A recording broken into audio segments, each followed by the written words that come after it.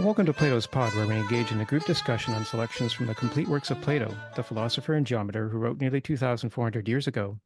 Today is April 28, 2024, and I'm your host, James Myers. It's a pleasure to welcome in discussion members of the Toronto, Calgary, and Chicago Philosophy Meetup groups. Whether you've been with us before or are here for the first time, whether you have experience with or are new to Plato's works, I encourage you to add your voice to our dialogue. This is the seventh meeting of our series on Plato's longest dialogue, The Laws. Today we'll be reading Book 4, which begins with the Athenian, Clinias from Crete, and Megillus from Sparta, discussing the location of Crete's new colony and the types of people who will populate it. The colony's ready access to the sea will expose it to foreign ideas and potential invasion, and its immigrants from different cultural and constitutional backgrounds will challenge the harmony of the community.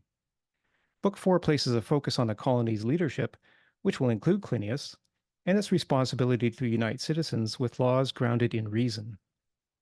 So as always, to contribute your thoughts to our discussion today, please use the raise hands feature in Zoom, and for everyone's benefit, please relate your comments and opinions to Plato's text. So that everyone has a chance to speak, I'll call on you in the order that hands are raised, using first name only. Once we finish recording in 2 hours, I invite anyone who wishes to remain online for Plato's Cafe, a casual half-hour discussion on Plato or philosophy in general. We began our series on Plato's Laws by reading Book 10, which argues that the first thing to exist in the universe was reason, which was followed secondarily by the physical matter that our five senses perceive. Then we made our way through books 1, 2, and 3, which emphasize the importance of harmony and the cultivation of virtue to the happiness of a community that operates with justice. In today's session on Book 4, we'll hear the Athenian explain that the most efficient leadership for the new colony would be a dictatorship, but not the type of despotic dictatorships that we see in the world today and throughout history. If a dictatorship for Crete's colony is to succeed in cultivating virtue, the dictator must exercise reason as a servant of the laws, like the rest of the citizens, and demonstrate self-control in not succumbing to pleasure. The temptations of pleasure were part of the psychological analysis that Plato provides in the first 3 books of the Laws, particularly with repeated references to the benefits of well-ordered drinking parties, and we may see many parallels to the human psychology of today, 2,400 years after Plato's writing. So with reason at its core, the universe operates with order, and everything comes to be from a cause. Book 4 presents the type of leader who understands nature and the fact that the forces of nature sometimes overwhelm humanity with disasters. At one point, the Athenian states that no man ever legislates at all. Accidents and calamities occur in 1,000 different ways, and it is that they are the universal legislators of the world. So the wise leader understands that neither he nor any other human is the measure of all things, and thus lacking complete knowledge of the universal order, it's the leader's task to help the community to find what the Athenian calls the right way. The discussion in Book 4 of measurement and its difficulties, and the importance of a leader's memory in overcoming these challenges, is reminiscent of Plato's Theaetetus, which countered the teachings of Protagoras, the sophist, who said that man is the measure of all things. If a benevolent dictator is to succeed, he must lead not only with humility and justice and servitude to the laws, he must also be capable of persuading the citizens of the reasons for the laws, so they will willingly accept them, and the community will function harmoniously. Reason is not only central to the universe itself, but as Plato described in the Republic, reason plays a role in the human soul by moderating the often conflicting dictates of need and desire. And so when the citizens are given the reasons for the laws, they will be united. At the end of Book 4, we'll hear the Athenian illustrate how a controversial law regarding children could be made by a dictator in short form, with no reasons provided, and in a much longer form where the reasons appeal to the citizens to understand their responsibility to future generations.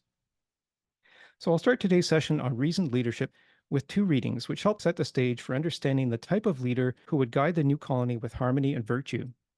The first of these readings is short and addresses the colony's location and background of its citizenry from 705D to 706C, which I have here on the screen. And it starts with the Athenian, who says, "It's a good thing that the state should find it difficult to lower itself to copy the wicked customs of its enemies." Clinias responds, "And what on earth has been said to prompt that remark?" The Athenian responds, "My dear sir, cast your mind back to the beginning of our discussion and watch what I'm up to. Do you remember the point we made about the laws of the Cretans having only one object, and how in particular the 2 of you asserted that this was warfare? I took you up on the point and argued that insofar as such institutions were established with virtue as their aim, they were to be approved. But I took strong exception to their aiming at only part of virtue instead of the whole. Now it's your turn. Keep a sharp eye on this present legislation, in case I lay down some law which is not conducive to virtue, or which fosters only a part of it. I'm going on the assumption that a law is well enacted if it constantly aims, like an archer, at a unique target, which is the only object of legislation to be invariably and uninterruptedly attended by some good result. The law must ignore everything else, wealth or anything like that, if it happens not to meet the requirements I've stipulated. This disgraceful copying of the enemies, to which I was referring, occurs when people live by the sea and are plagued by such foes as Minos, who once forced the inhabitants of Attica to pay a most onerous tribute. Though, of course, in saying this, I've no wish at all to hark back to our old grudges against you. And here he's referring to when the Athenians killed the son of Minos, who was the king of Crete. And he goes on to say Minos exercised tremendous power at sea, whereas the Athenians had not yet acquired the fighting ships they have today, nor was their country so rich in supplies of suitable timber that they could readily construct a strong fleet. Consequently, they couldn't turn themselves into sailors at a moment's notice and repel the enemy by copying the Cretan use of the sea. Even if they had been able to do that, it would have done them more good to lose 7 boys over and over again rather than get into bad habits by forming themselves into a navy. And there he's referring to the retribution that Minos exacted by demanding that 7 boys and 7 girls from Athens be sent to the Minotaur and killed. They had previously been infantrymen, and infantrymen can stand their ground, but sailors have the bad habit of dashing at frequent intervals and then beating a very rapid retreat indeed back to their ships. They see nothing disgraceful at all in a craven refusal to stand their ground and die as the enemy attacks, nor in the plausible excuses they produce so readily when they drop their weapons and take to their heels, or, as they put it, retreat without dishonor. So I want to just start with that relatively short section by just laying the ground for where this colony will be located and the kind of challenges it's going to face. Location by the sea is being pointed out as something that could expose the community to some challenges. And certainly the different backgrounds of the people, which they'll go on to talk about in the next section here, is another challenge. So the next section that I'll read is 708A to 709C, and then I'll break for some comments. So this is where the Athenians start talking about who will populate the colony. But tell me what you intend on this occasion. Where do you think your citizen body will come from this time? Clinias responds, they will probably come from all over Crete. As for the other Greeks, I imagine settlers from the Peloponnese will be particularly welcome. You are quite right in what you said just now, that there are some here from Argos. They include Gortynians, the most distinguished of the local people who hail from the well-known Gortyn in the Peloponnese. The Athenian responds, so it won't be all that easy for the Cretan states to found their colony. The emigrants, you see, haven't the unity of a swarm of bees. They are not a single people from a single territory, settling down to form a colony with mutual goodwill between themselves and those they have left behind. Such migrations occur because of the pressures of land shortage or some similar misfortune. Sometimes a given section of the community may be obliged to go off and settle elsewhere because it's harassed by civil war, and on one occasion a whole state took to its heels after being overcome by an attack it could not resist. In all these cases, to found a state and give it laws is in some way comparatively easy, but in others it's rather difficult. When a single people speaks the same language and observes the same laws, you get a certain feeling of community because everyone shares the same religious rites and so forth. But they certainly won't find it easy to accept laws or political systems that differ from their own. Sometimes, when it's bad laws that have stimulated the revolt and the rebels try in their new home to keep up the same familiar habits that ruined them before, their reluctance to toe the line presents the founder and lawgiver with a difficult problem. On the other hand, a miscellaneous combination of all kinds of different people will perhaps be more ready to submit to a new code of laws, but to get them to pull and puff as one, as they say of a team of horses, is very difficult and takes a long time. There's no escaping it. Founding a state and legislating for it is a superb test that separates the men from the boys. And he says, I dare say. But what do you mean? Please be a little clearer.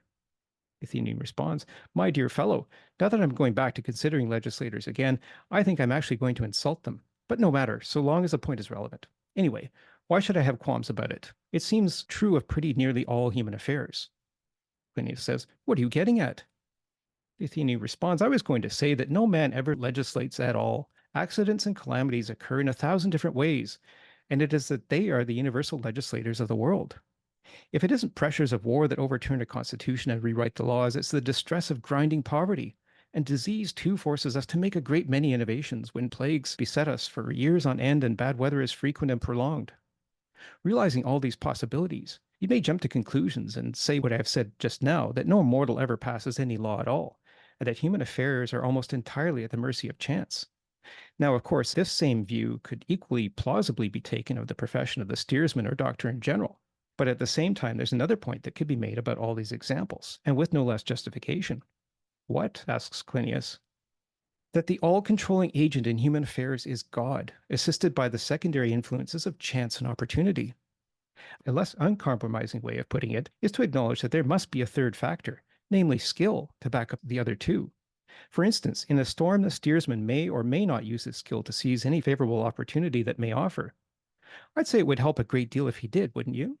Linus responds, yes. The Athenian concludes, so the same will apply in the other cases too, and legislation in particular must be allowed to play the same role. If a state is to live in happiness, certain local conditions must be present. And when all these coincide, what the community needs to find is a legislator who understands the right way to go about things.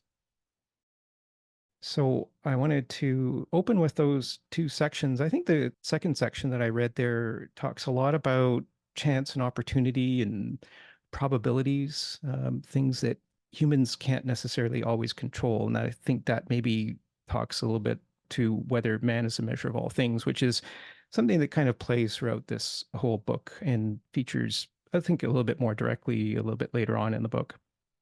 In any event, let's have some discussion and reaction to these sections. We'll start with Darren, then Fred, and then George. Darren. Hey everyone. I just want to comment for now on the first passage you read about not locating this new colony by the sea. I found this really fascinating, not just for Plato's understanding of the natural conditions required for the success or at least the virtue of a state, or maybe the success of a virtuous state, one of those. But I feel like I wonder if Plato is intentionally, or the Athenian is intentionally proposing something kind of counterintuitive. And I think they kind of even recognize this in the dialogue because, the Athenian does say that, oh, well, to be by the sea is nice enough for everyday life. But he says here, it's a salty, sharp, and bitter neighbor in more ways than one. Because I think normally people would think that to be by the sea would be a good thing because you can trade and you can meet other people and you can travel around easier and it might help the wealth of a state. But I find it fascinating here. He says that it breeds sophisticated and vicious characters on a grand scale. So this like reminds us of our discussion last time about the hill shepherds who originally populated the world after the Great Flood. And we had a debate about, the status of that very primitive man. So here's and the contrast was also drawn there between those primitive men and these sophisticated and shifty people. And I just want to read just one other part here too, just one sentence here. To be by the sea, he says here, it fills the land with wholesaling and retailing, breeds shifty and deceitful habits in the man's soul. It makes the citizens distrustful and hostile, not only among themselves, but also in their dealings with the world outside. Yeah, so I don't know. I just find this to be a fascinating point, and I think it again comes back to that contrast with, as I said, the primitive man in the last book. But in the last book, we also saw that as the story progresses, that people needed to find a way to get along with each other because they can't be hill shepherds forever. At least that's that was the story there because the population growth and all that. I don't know if I have the whole picture of the laws yet, but I wonder if something like this might we could also say something about this situation that okay, so it breeds these shifty and deceitful people. It could breed these shifty and deceitful people to be by the sea, but maybe there's another step to take. But I don't know. I have to read more of the laws to see if there's a larger picture about this too, or if we're just stuck with the fact that to be by the sea will suck in all these ways. Yeah, that's really helpful recalling what was said last time about the hill dwellers and when they came down after the flood, there was very few of them, and so consequently they tended to get along. Like there was no conflicts because there was plenty of resources and there was so few of them. But as more and more people gather, there's more and more conflicts for things that each person wants, for desires that each person has. And so, actually, as you were talking there, it kind of made me think of the Republic when they talked about making laws for a city that was in a fever. a city that wanted luxuries and a city, therefore, that would have to trade for these luxuries. So I think maybe this is what's being said here is that the trading activity brings along all of these sort of economic luxuries and creates competition within the city, but also with the people it's trading with. So it's an interesting connection to make.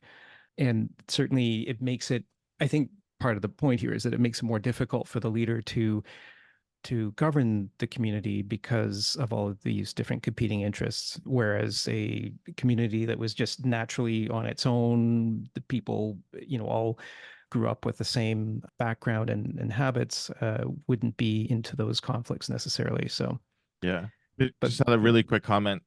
So I think another factor could just be something actually George, I remember recall raised last time that in these larger communities, people just don't know one another. So it's not necessarily even a luxury. It's like they can be shifty and deceitful because they're just not as closely known in these larger anonymous polities.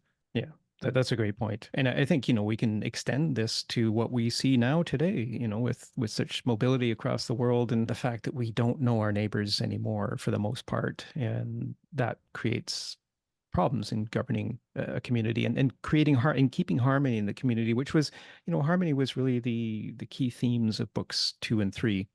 So that's something that's going to feature here in terms of the role of the leader.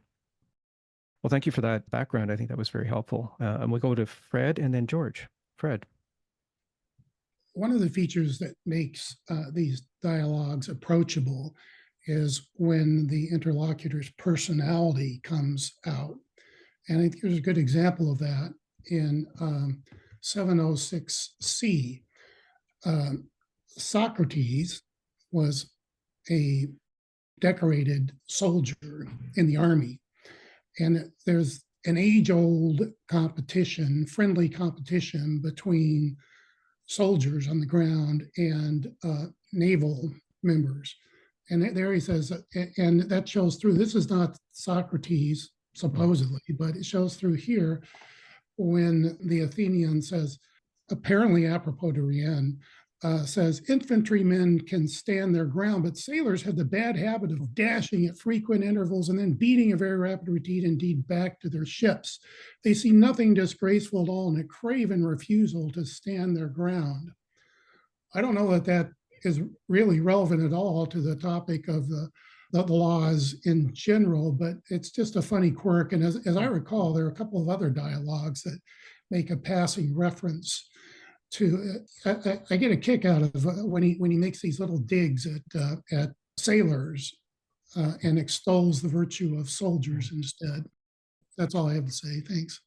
Yeah, thank you for pointing out that it is an interesting contrast. And it makes me wonder too whether he's talking about the fact that the sailors aren't really bound to any community. I mean, they can just sail around wherever they want. They don't really have any they don't have any grounding or basis in a community necessarily. And so maybe that's the contrast that they're drawing here. But I like the way you reminded us of Socrates' history as a soldier, and I think that was helpful. And I think it helps to understand maybe what they're trying to say here in that they need to defend the ground of the colony, not just militarily, but defend its virtue, which is going to be the key to the Constitution here is the virtue. And so I think the idea of these outside sailors coming in and not being virtuous is maybe going to be a problem for the leaders.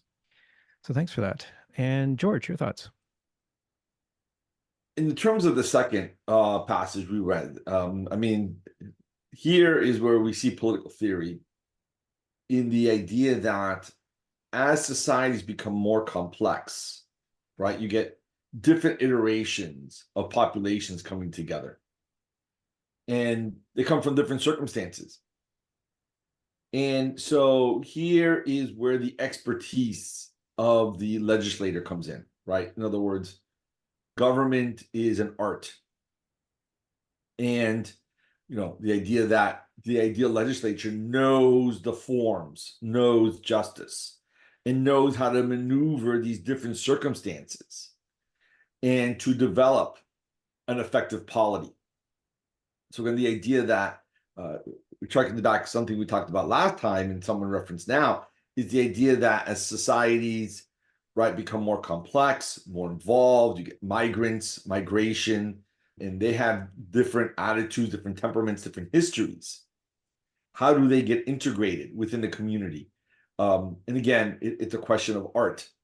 And the legislator, again, ideally has the knowledge to successfully maneuver in these situations, create laws and norms and practices that allow the community to thrive. So essentially, for the community, particularly in the ancient world, one wants to say is there are a lot of exogenous factors that, in the end, really what Plato seems to be saying is you need a professional class, a professional set of legislators that sit around and think about and prepare to cope with these exogenous factors as they appear and manifest themselves. Thank you very much.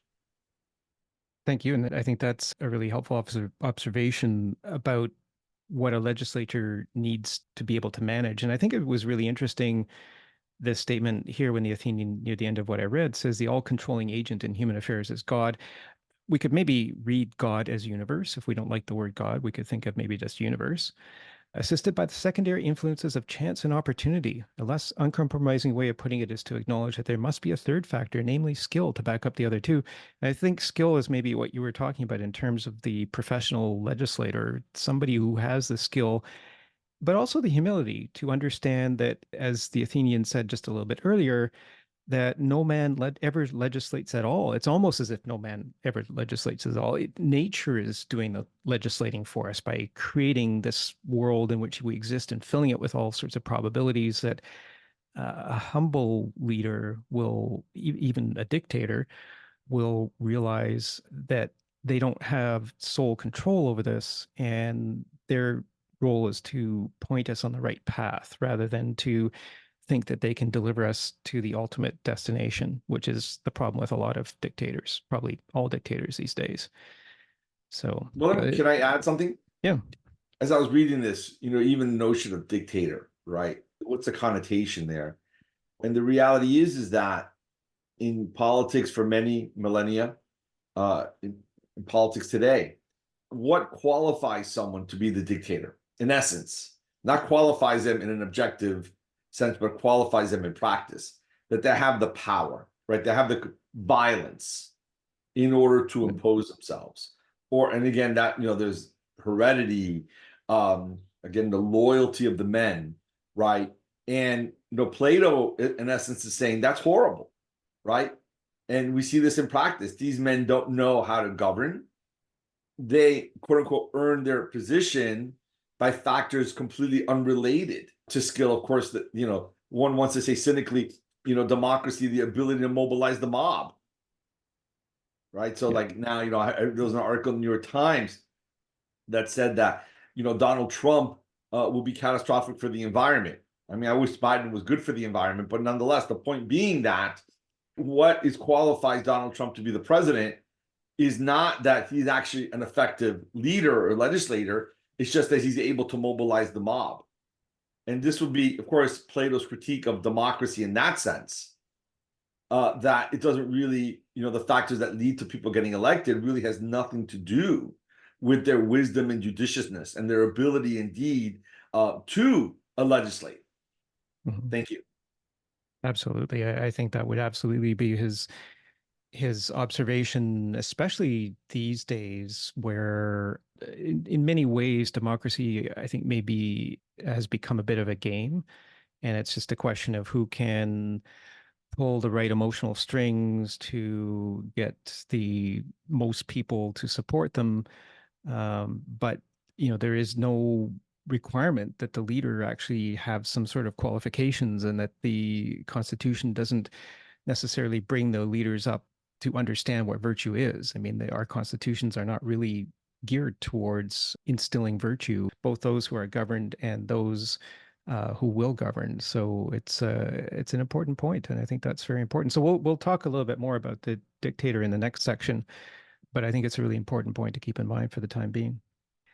And we'll go to Darren and then Faiwu. Yeah, there's a lot more on the dictator and his character coming up. So maybe we could save it for that section. I actually just want to respond to what Fred said regarding the Athenians' critique of the Navy, and Fred was saying how he's not sure if it's relevant, but it was interesting. But I think it is actually quite relevant, at least in one way, because he says, I thought this was an interesting thing he says about how when you have a Navy, then the proper people don't get credit for victory. So he says here that it's impossible to honor each individual in the way he deserves. And the reason for that is because it seems like, okay, so I will just start from this section here. When a state which owes its power to its navy wins a victory, the bravest soldiers never get the credit for it. Those are the people fighting on land. Because the battle is won thanks to the skill of steersmen, boatswain, and rowers, and the effect of a motley crowd of ragamuffins. So like the sense that I get is that, you know, whether you agree with this critique of navy or this is just a weird work of Socrates and Plato is another story. But the essential point, though, for the purposes of political theory, is that it seems like if you're fighting these battles and there's a navy, it seems like the idea here is that the sailors or whatever, the people, the steersmen and all those people, they can win the battle, but thanks to kind of their technical ability, like they can get away or they can maneuver and stuff, but it's not really like standing your ground, that kind of courage. And this is supposed to be like bad because you can't honor the right people in the sense that, you know, the highest honor should go to virtue, not to like your technical ability to like, I don't know, like push buttons and row an oar or whatever. So anyway, I was just saying that like Fred brought it up, but he said it wasn't sure it's relevant. But I think it is. It has a sort of weird, like indirect point that comes out here, which is that, you know, about honoring the right people. Let's see if there's anything else further down here. And that was at 707A to B that you were just reading there. Yeah, I like that section. Yeah. Oh, and just one more thing. He says here that so he acknowledges that Clinias didn't like this. He was like, oh, but you know, we owe our survival to people fighting at sea. But then the Athenian was like, well, he says we maintain that these battles, the battles on land, actually improved the Greeks, whereas the fighting at sea had the opposite effect. And then at the end here, he says, we do not hold the common view that a man's highest good is to survive and simply continue to exist. His highest good is to become as virtuous as possible, and so on. So again, this idea comes through that the point is not just to survive by like pushing buttons or rowing oars. It's to like have a virtuous society and live a virtuous life, and which is why we should prefer I guess like an army over a navy. But it's a long-winded way to make this point, but indirect way. Yeah, and that actually what you just said was at 707D, and I highlighted it on the cover page. I like that. We do not hold the common view that a man's highest good is to survive and simply continue to exist. His highest good is to become as virtuous as possible and to continue to exist in that state as long as life lasts. And I think we heard when we talked about book 2 how there was a sense even a couple of centuries ago where virtue was deemed to be happiness, whereas happiness now we tend to think that maybe it's just doing or being able to do whatever we want. But happiness, I think even just a few centuries ago, we talked about it in the founding of the United States and the constitutional framers, happiness was being virtuous. If you weren't virtuous, you couldn't be happy.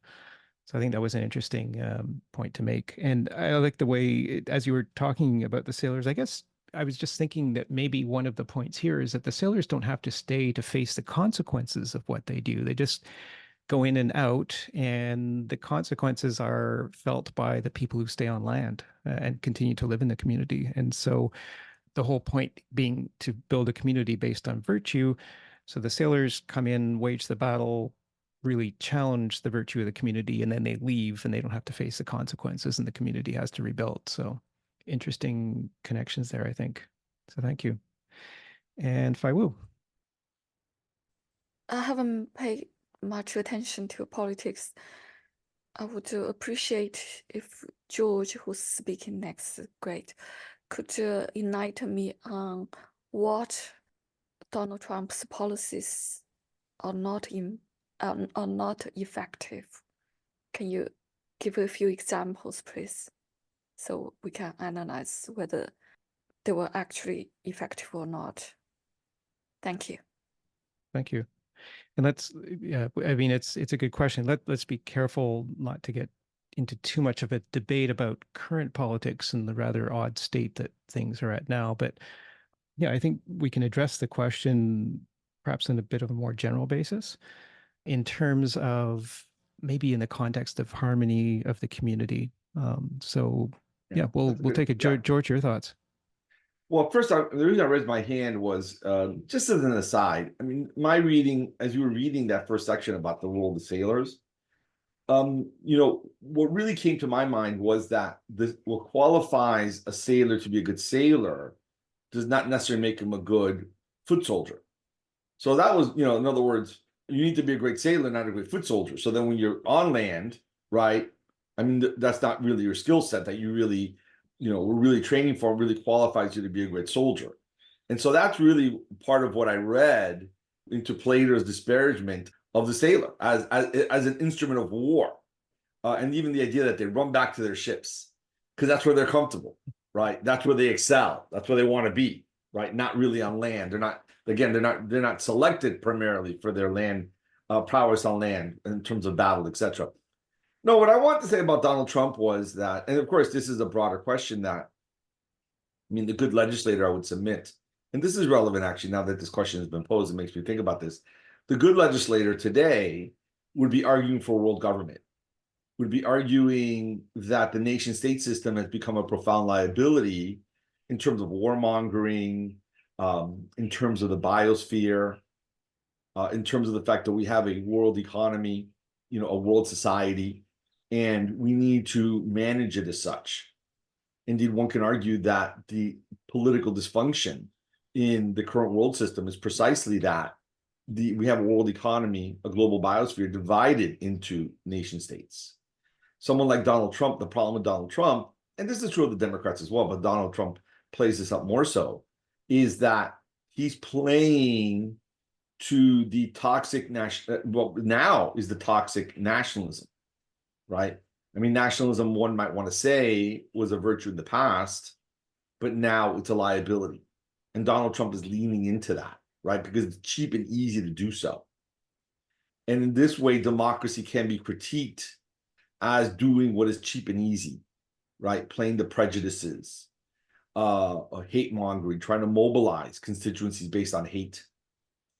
And so I'm sure, following from Plato, he will be aghast at, and even for the ancient Greeks, democracy was, for at least this is what Aristotle wrote, democracy equates mobocracy.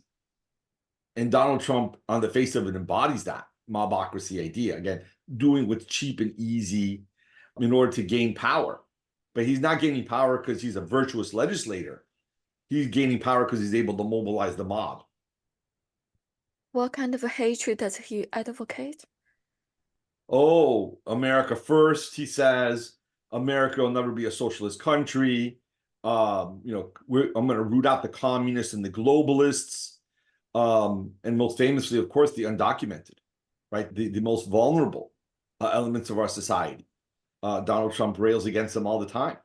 Not to mention the Great Replacement theory, which is outright racism. So, Donald Trump, in Plato's mind and the ancient Greeks' mind, would be, this is exactly why you cannot have democracy. So why can't a leader of a nation not advocate to put the interests of their nation first?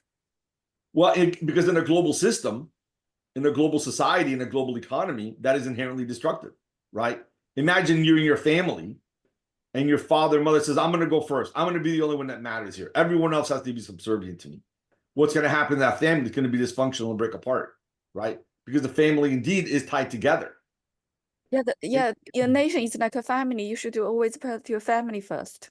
Then you put your own nation first. Well, what I'm saying is today, in the world today, we are collectively family, right?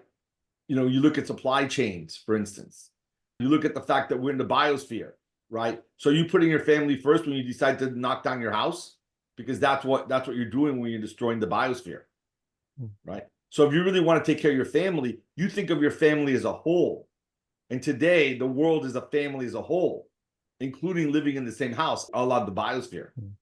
So the president of the United States should treat the interests of the U.S. as equal as the interests of other nations. Is that what you are saying? No, I'm saying we should recognize the fact that we are a family collectively, right? The world together, we are a family, and we need to operate as such if we are going to survive, right? There is no China, there is no US, in fact. We're all brothers and sisters. In fact, we are the world family, and we need to act as such if we are to survive. Oh, even if some other families are hostile to you, your family? The United States is the only family that's hostile, acting more like a mafia. Let's not get lost in this. Let me just interject here. I mean, this is a good discussion and some really good questions. I really agree with you, George. I like what you're saying, George. Quite. We're a global family. We need to think globally. I agree absolutely with you there, George. Let me just interject here and just say a couple of things that I think a good leader unites, doesn't divide. And I think we can see leaders, and perhaps that one that was mentioned is a divider rather than a uniter. And there was a very interesting comment. So we started our discussion on the laws with book 10, which was about how reason finds itself in the middle of the universe. And there was a great line there that kind of talks about what George was saying about a global family. And I love that line. It says, you think that the universe exists for your benefit, but in fact, you exist for the benefit of the universe. And that's good for you as well as the universe. And I think that's the thing that we need to understand, is that in communities, no one is able to function entirely on their own. We all need each other to some degree. And so to the extent that we're able to work together, and especially now, as I think George says, in this global economy, people are so mobile.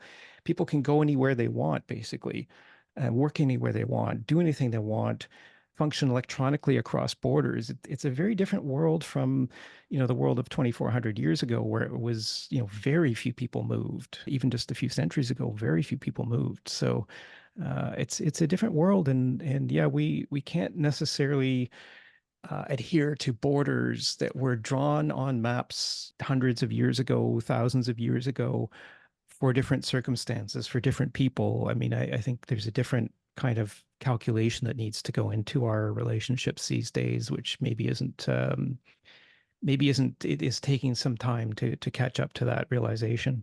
So if can I say something, James, real quickly? Yeah. It just relates to Plato, which is that ultimately the laws are meant to guard against toxic selfishness, right?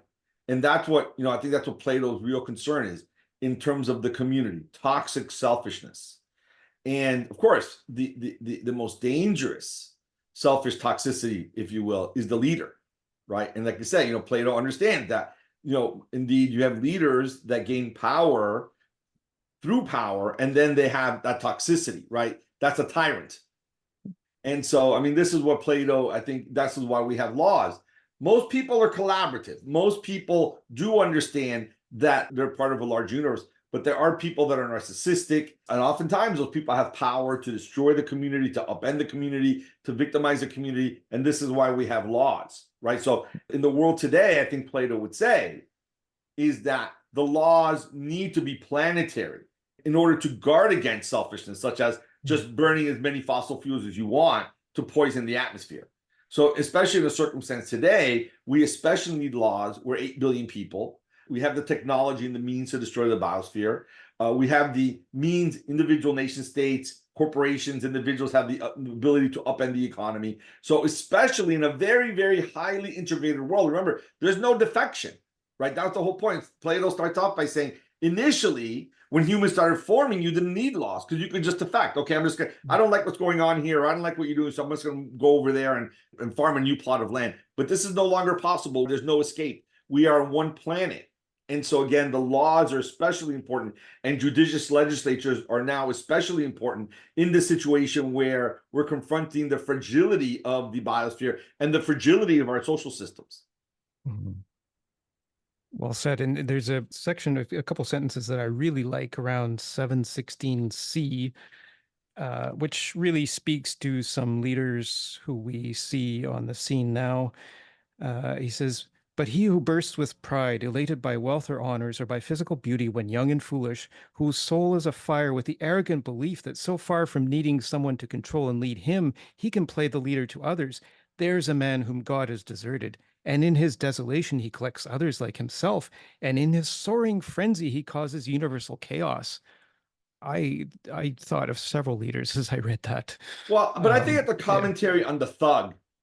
Yeah. Right. That's really what it is. Thuggish people, Yeah. people that are going to operate through violence and intimidation and skullduggery, and by ignoring the rules, Plato's will to power.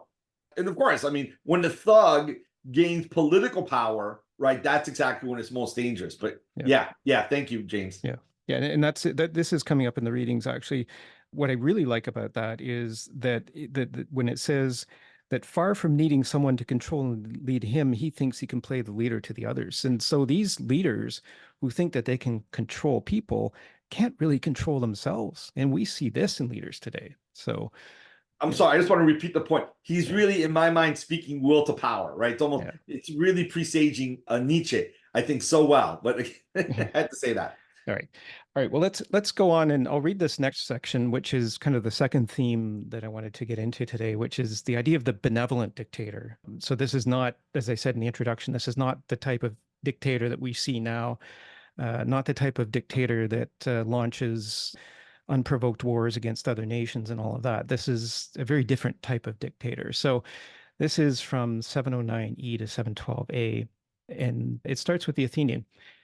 So a professional man in each of the fields we've enumerated could hardly go wrong if he prayed for conditions in which the workings of chance needed only to be supplemented by his own skill. Certainly, says Clinias. And all the people we've instanced would, of course, be able to tell you what conditions they were praying for if you asked them. Of course, agrees Clinias. And I fancy a legislator would do the same. I agree, Clinias says.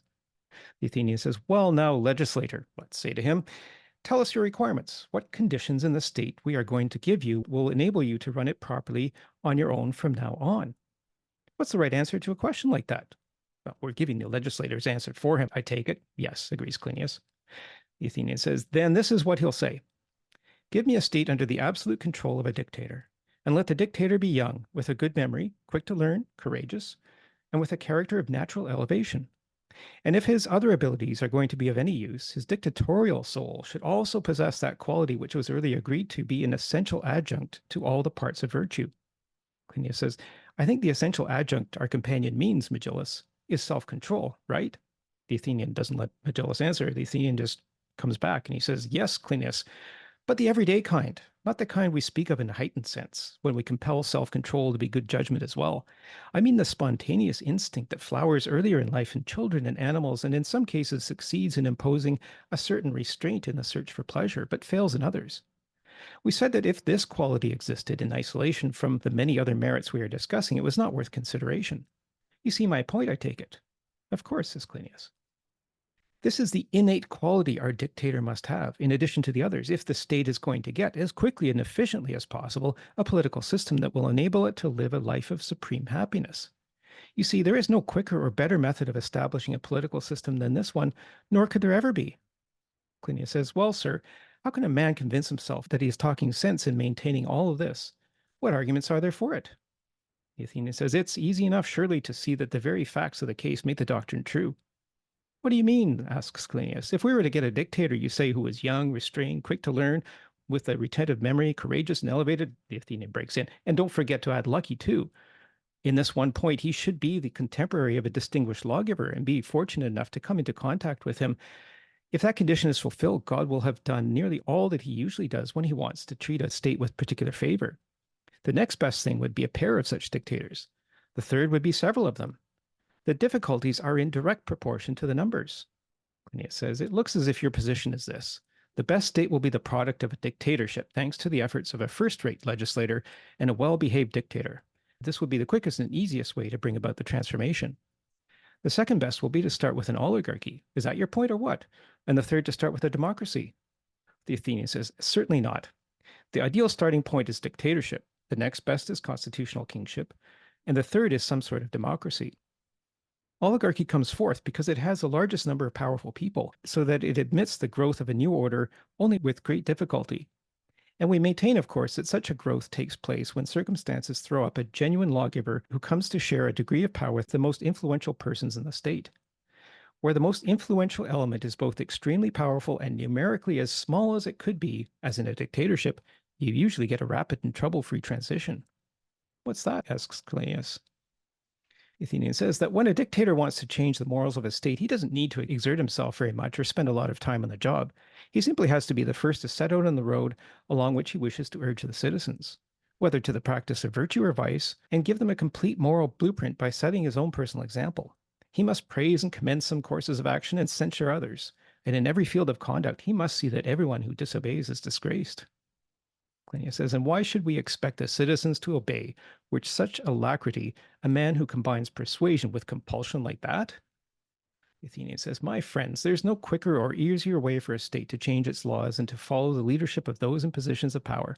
There is no other way now, nor will there be in the future, and we shouldn't let anyone persuade us to the contrary. Actually, you see, it's not simply that this is impossible or difficult to achieve. What is difficult, and a very rare occurrence in the history of the world, is something else. But when it does occur, the state concerned reaps the benefit on a grand scale. Indeed, there's no blessing that will pass it by. What occurrence do you mean? Says Clinias. Athenian responds, a situation in which an inspired passion for the paths of restraint and justice guides those who wield great power. The passion may seize a single supreme ruler, or perhaps men who owe their power to exceptional wealth or high birth. Or you may get a reincarnation of Nestor, who, superior as he was to all mankind for the vigor of his speech, is said to have put them in the shade even more by his qualities of restraint. In Trojan times, they say, such a paragon did exist, but he is certainly unheard of today. Still, granted someone like that did in fact exist in the past, or is going to in the future, or is alive among us now, blessed is the life of this man of moderation, and blessed they who listen to the words that fall from his lips. And whatever the form of government, the same doctrine holds true. Where supreme power in a man joins hands with wise judgment and self-restraint, there you have the birth of the best political system, with laws to match. You'll never achieve it otherwise. So much for my somewhat oracular fiction. Let's take it as established, though, that in one sense it is difficult for a state to acquire a good set of laws. In another sense, nothing could be quicker or easier. Granted, of course, the conditions I've laid down. So it's a bit of a long section, but it introduces this whole idea of the benevolent dictator, the type that we don't see now. And the Athenian admits right there at the end when he says, so much for my somewhat oracular fiction, that he's making a speech, but he doesn't really think that it's practical, that such an inspired passion for the paths of restraint and justice guides those who wield great power. That's a rare thing. So what do we think of this section and this idea of the order of, I guess, efficiency in terms of government, that the more people involved, the less efficient it can be, and the idea that some sort of enlightened dictatorship might actually be good for a community. So we'll start with George, and then Faiwu, and then Darren. I mean, this is actually a very, very important and key subject matter that Plato is exploring here, because he's speaking directly to the question of legitimacy. And so, in the US and in the current epoch, I think we could see the profound liability and pathology of this idea, which is legitimacy is derived from those that get the most votes. And so, for Plato and the ancient Greeks, you'd say, oh, you have as a mobocracy, right? What Plato's arguing here is that legitimacy derives from the effectiveness of leaders, from their ability to deliver on reasoned judgment, on the fact that they do not steal, they're not corrupt, they're not using their political authority to steal. So this is, and I'm going to give me a little bit of a chance to explore this because I think it's extremely relevant, but it's a little bit of time, just a little bit. So it comes down to this, in American, State Department will say, oh, Chinese, they're not a democracy. In other words, they don't, quote unquote, elect their officials.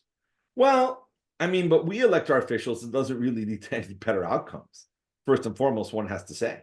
Secondly, the reality is in the developing world. So let me very briefly look at the Saudi monarchy. The legitimacy of the Saudi monarchy, in significant part, flows from the fact that the Saudis reinvest the oil wealth into the country, right? And again, this is not a given. You have places like Brazil or Latin America, especially, is known for this, where the elites reap the profits from exploiting the resources and the labor, and they move all that capital elsewhere. Well, listen to this joke. This is a great joke. It was told on a television show. One episode ran of this television show in the 60s. Listen to the joke. You have to listen carefully. And this is back during the Shah of Iran. Where is the capital of Iran? Where is the capital of Iran? It's in Swiss banks, right? So the Shah is simply, he's a kleptocracy. He's just stealing the oil wealth, right, for himself. So someone like Saddam and the Ba'ath Party, their virtue was not that they were elected, obviously not, but that they repatriated the oil wealth into the country, right? As opposed to what you have now, which you have a kleptocracy that simply steals all the oil wealth. So my point is that what Plato's introducing here, and this, again, especially for the American mind, I think is a very important corrective, which that we judge our leaders not by whether they get elected, because again, mobocracy, et cetera, and so forth. We judge our leaders based on their effectiveness of leaders, right?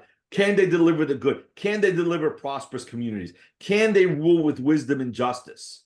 Do they steal, or do they live lives of virtue? And so really Plato is talking really to the central question in terms, again, I talk about the fact that all this fragility. Do we have leaders that are effectively negotiating the dangers of global warming? Do we have leaders that are effectively negotiating the awesome power and the destructive power of military hardware, right?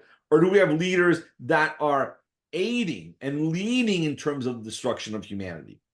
So Plato would say we need to judge people not on whether they get the most votes, but again, can they deliver prosperous communities?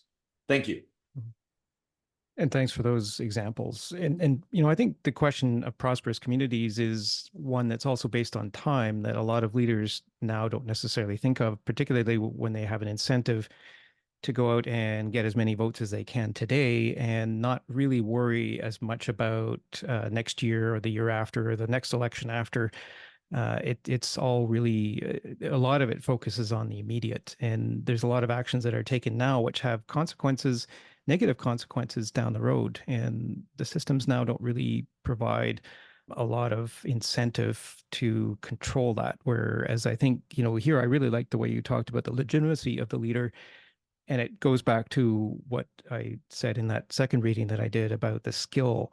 You know, when you have a universe that is full of probabilities, which humans are not equipped to measure every single probability, but we have to deal with probabilities. You want a leader with skill who, like the captain of a ship, is able to steer us through those waves of probabilities, not necessarily knowing where we're going, but with the united crew, with the people that the leader is leading, the chances are that you'll make it to safe ground rather than running up on the rocks. So to use that kind of continuous steersman, ship's captain analogy that Plato does, I think that's a good point. So I like the way you said legitimacy of the leader. And that's really not something necessarily that our systems look at now. They tend to look at maybe the electability of the leader, which is not necessarily the same as legitimacy of the leader.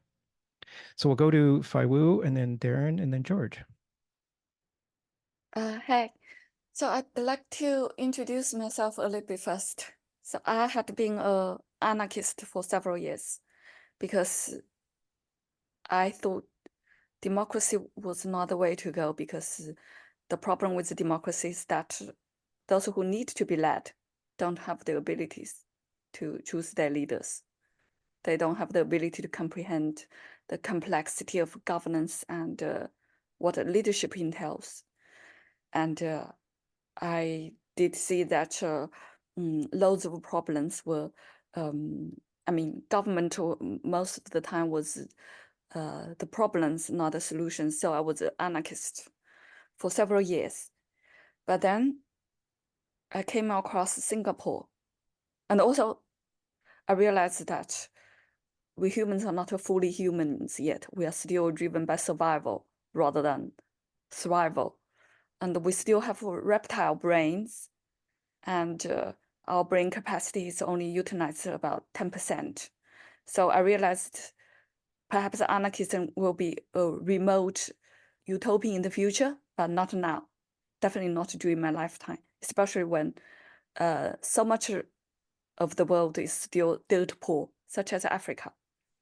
Then I came up with this benevolent dictatorship, authoritarian governance model, partially be inspired by Singapore's progress. And I'm so happy to see that Plato actually discussed this. I'm not a reader. I don't like reading loads of stuff. So I'm very happy to see my theory has been validated by Plato. And now I want to talk about Singapore as an example of a benevolent dictatorship or monarchy. Singapore actually has a like part authoritarian and part democratic governance regime, and it all started with a visionary and a charismatic leader, Lee Kuan Yew, more than 60 years ago. And in 60 years, Singapore's GDP has grown by 666 times. And now Singapore is one of the wealthiest nations in the world. And Lee Kuan Yew did prioritize his nation's interest, put Singapore's interest first. So Singapore is still, Singapore's governance is very transparent.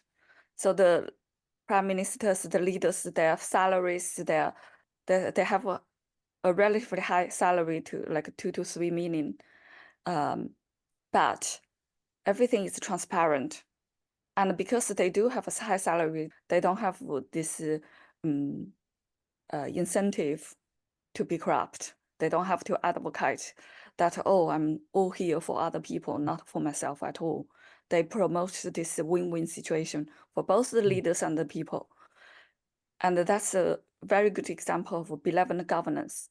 And then now I want to talk about her malevolent dictator governance model regime, which is China. The Chinese Communist Party are very secret and opaque. Everything is done in secrecy, and there is no transparency, and no independent judiciary, and no rule of law, no checks and balances, independent checks and balances. And that's why now Chinese economy is going down again. I think Deng Xiaoping perhaps was partially benevolent after witnessing how badly they have experienced Mao's China, and the country was in the brink of collapse, worse than North Korea today. And so Deng Xiaoping and maybe Jiang Zemin and Hu Jintao, so his successors, kind of, so they all followed they both followed his footstep. But the current leader, because the Communist Party is a cult, and their primary purpose is the survival of their own party. So in order to ensure the survival of their own party, their own organization, they are willing to jeopardize the interests of a nation and other nations as well. So I just wanted to give 2 examples of benevolent and malevolent dictatorship or authoritarian regime. I think every dictator would claim to be benevolent, but we need to judge not by what they say, but what they do to determine who's real benevolent. Well said. Yeah, actions speak louder than words for sure. And what you talked about, I think, is what I read from 707D. We do not hold the common view that a man's highest good is to survive and simply continue to exist. His highest good is to become as virtuous as possible and to continue to exist in that state as long as life lasts. And I think that's key to remember. So thank you for bringing those examples to the table. I'm sure there's problems with Singapore, and people in Singapore may not be all so happy, but as you say, I mean, maybe they have some elements of what Plato's talking here, especially as in terms of transparency, as you say. I think that may be a very important thing to make sure that the dictator doesn't get out of hand, is that transparency, and that the dictator is exercising virtue. I think that's key. And also, as you mentioned, you said it's a partial democratic, partial authoritarian system. There was an interesting part earlier, and I didn't read it, in book 4, where they talk about both Sparta and Crete being kind of a mixture of different systems. So maybe it's not all just one system is the prescription, but maybe the prescription is kind of a mixture of some systems together. So I thought that was useful. So thank you for that context. I think that was very interesting, and thank you for sharing that. And also I want to emphasize, to be truly benevolent to both your own people and the world, you have to put your own interest, your own nation's interest first.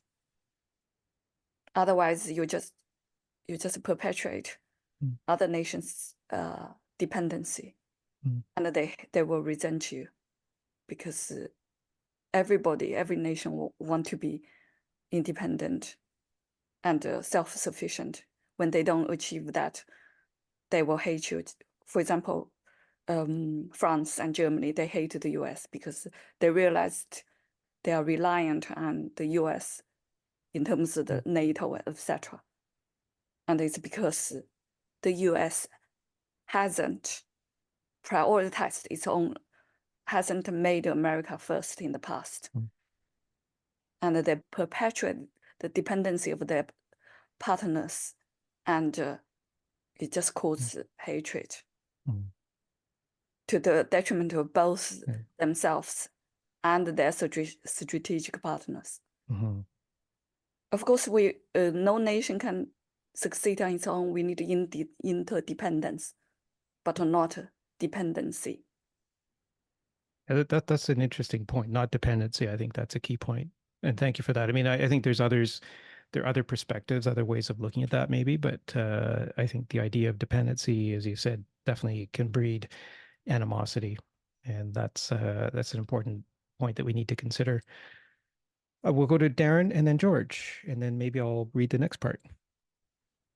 Okay, tons to respond to at this point. I was initially just gonna say something about what George said, but maybe just like quickly regarding what Fei Wu has just said first. So I think transparency is an extremely important issue in governance. And I'm curious how Singapore maintains this semi-authoritarian system, but with transparency. For instance, you say they're not corrupt and they take relatively meager salaries, but like how do we know that? Like, I'm not criticizing Singapore. I'm just asking a question because I'm not so familiar with that system. Because as we know, dictators, as Fei Wu herself just said, like they all claim to be benevolent. Everything they do is benevolent. They even claim they claim to be fighting for human rights. They claim to be like, even countries that are blatantly violation of human rights say they're they're defending human rights. They say they're not transparent. Of course, they're gonna say they're benevolent. So if there's no transparency, I basically just don't give. If there's no transparency in the system, like there's no free media, there's no like transition of governments to like sort of clean things out every once in a while, I basically don't trust anything that comes out of their mouths because it's probably lies. As anyone who knows history will know this. It's not something you might understand from theory. Like from theory, everything's possible. An ideal benevolent dictator, sure. But like in practice, we know that there's just countless examples you can point to of the lies that comes from lack of transparency in dictatorial governments. And so the transparency is something we learn from a practical issue we learn from history about governance.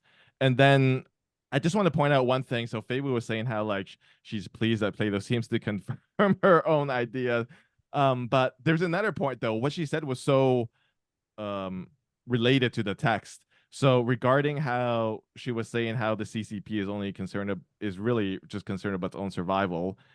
So here it says, oh, hang on. Oh, so yeah, this is a 714C. So everyone, yeah. So if you want to, there's a huge section here that I think Faber would be interested in if you want to look at the law 714C. So they say that there are people who think that justice or law essentially means safeguarding the interests of the established political system, whatever that is, so that it is never overthrown and remains permanently in force.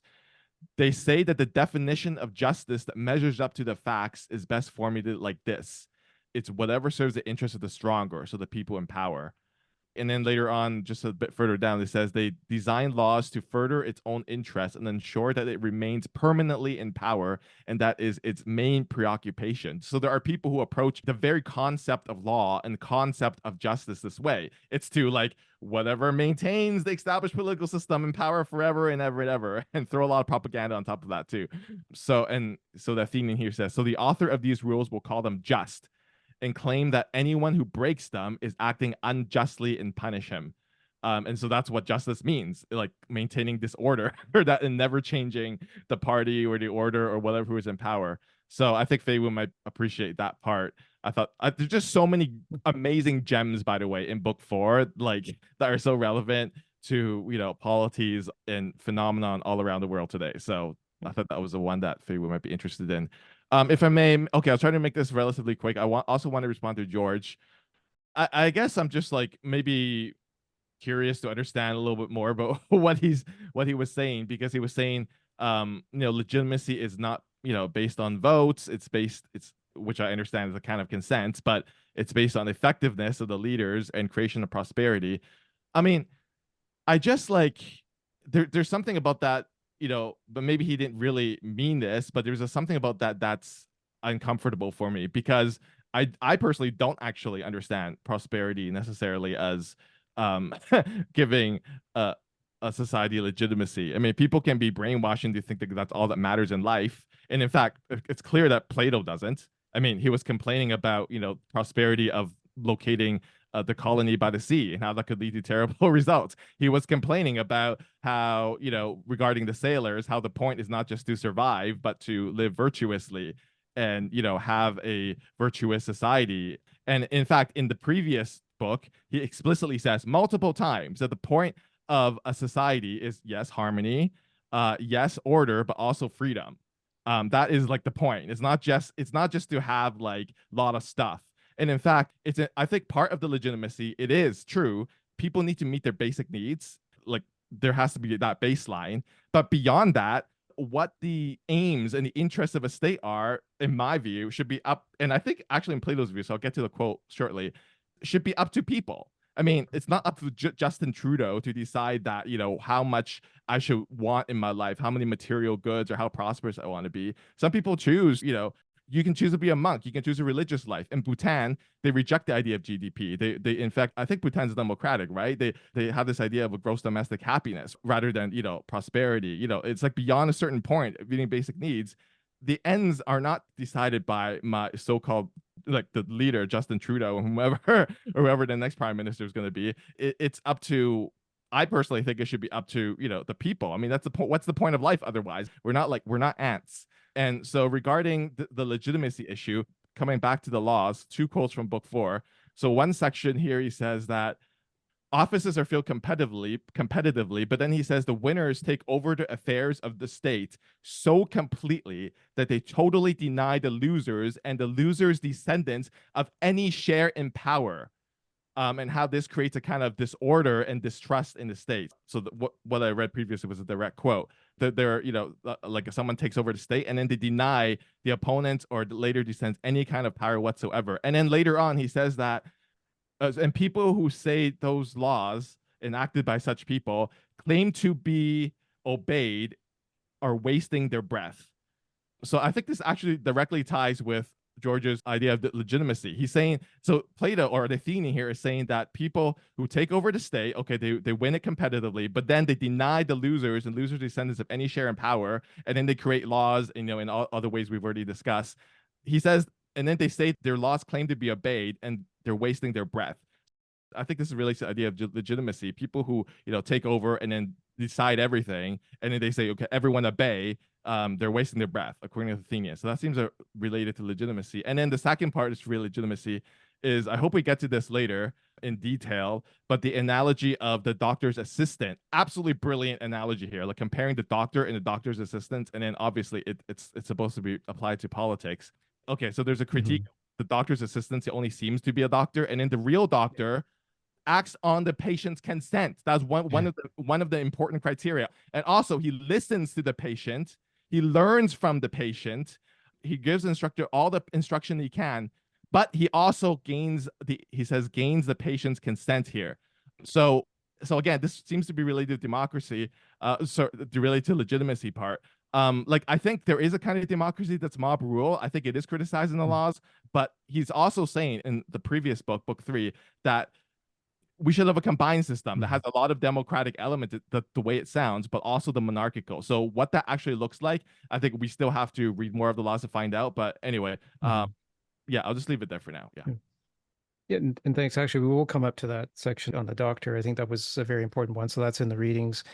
And the point that you made about the entrenched interest is a point that I think is very important, that once a system gets established, there are those who, rely on that system for a living and will do anything to maintain that system, even as it's decaying potentially. Maybe we see that happening a little bit today. The point that you made about prosperity kind of just reminds me of the very first reading that I did, where it says, I'm going on the assumption that a law is well enacted only if it constantly aims like an archer at a unique target, which is the only object of legislation, to be invariably and uninterruptedly attended by some good result. The law must ignore everything else, wealth or anything like that, if it happens not to meet the requirements I've stipulated, and that the requirement being virtue. And so I think that's the key thing. So yeah, we'll take George and then Faiwu, and then I'll do the next reading. I do want to get, we have a little bit more than half an hour left, and I do want to get to that last reading that talks, Darren, gives that really good example, I think, of how a law can be justified. And I want to end with that part today. So anyway, we'll go to George and then Faiwu. Well, part of the issue here is presumably Plato would never reduce the idea of justice to a process, right? So transparency is a process. Elections are a process. And so, Plato recognizes, understands you could be electing criminals. The two people running for office could both be criminals. So that's not a good outcome. The point in all this is that we're not measuring the state by way of process. Now, of course, Plato is going to contemplate, what are the issues facing legislators, right? What are the traps? What are the pitfalls? How is one a good legislator? Again, you try to be inclusive, you try to listen, you recognize that sometimes certain arrangements no longer serve their purpose in terms of serving the community, and some people will try to fight the change. But again, these are simply the questions that come up in governance. So in other words, the point is not democracy, the point is justice. Now, we could talk about processes, but in the end, if you're simply electing a tyrant, that's not an effective outcome. Or you look at the United States, they're very transparent about the weaponry they're sending to Israel to kill off the Gazans, right? That's not, it's okay because it's transparent. Or it's okay if Donald Trump starts rounding up people and putting them in death camps. He won the Democratic election. He won the election, right? And so my point is that, and this is not simply George Gonzalez speaking, this is the world. In other words, again, why is it that people even look, how do you judge the current Iraqi government and how do you compare that to the Ba'ath under Saddam? In substantive ways, it was better under the Ba'ath because, again, Saddam did not siphon off the billions. He put that back into the country, right? The idea that, I'm starving, but somehow I'm going to cast an election and somehow I'm going to cast a vote and somehow this is okay, right? It's a very fast, in other words, liberals, really is what it is, what Darren is speaking to, liberal conceptions of legitimacy, which by their definition are very thin.